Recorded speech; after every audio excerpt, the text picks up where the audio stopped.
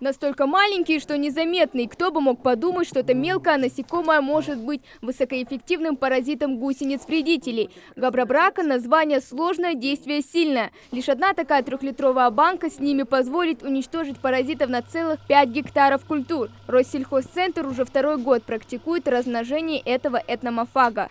Первый год, можно сказать, мы учились. Но вот в этом году у нас работа пошла, и мы для сельхозтоваропроизводителей против хлопковой совки, лугового мотылька производим габрабракан.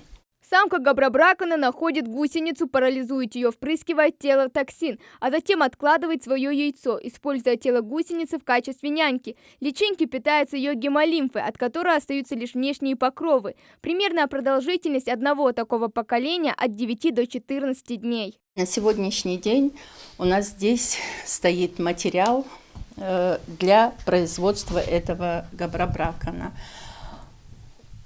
Основой является мельничная огневка. На личинках мельничной огневки мы производим вот этого энтомофага.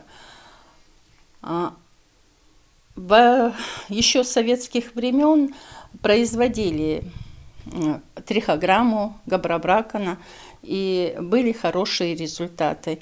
Ну вот на сегодняшний день это у нас в республике, в Кабардино-Балкарии и в Ставропольском крае, это по Северокавказскому округу, в 3 республиках производят этого энтомофага.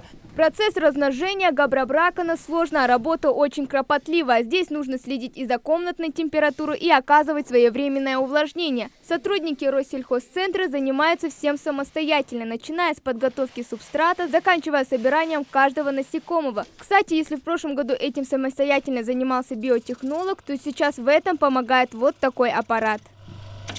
Там, чтобы видно было в банке Возделывание кукурузы имеет важное значение. Только в нашей республике площадь под ее посев занимает порядка 26 тысяч гектаров. Технологические возможности современные гибриды хоть и позволяют получить высокий урожай, однако одним из препятствий все же остаются вредные насекомые. Поэтому габрабракан является лучшим природным и безопасным защитником. Совка поражает кукурузу, подсолнечник, теряется качество этой продукции.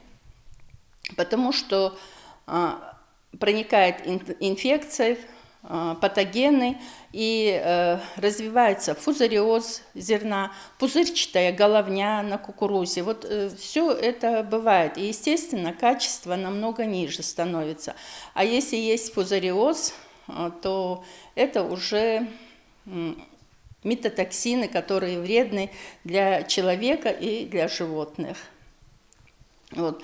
И сейчас вообще во всем мире и в России очень востребованы в других регионах биологические методы борьбы с вредителями. Для Россельхозцентра это только старт направления размножения этномофагов. Впереди тяжелая и кропотливая работа. Филиал уже начал сотрудничать с сельхозтоваропроизводителями других регионов, а это начало для хорошего будущего урожая. Хава Гагиева, Магомед Даскиев, Новости 24.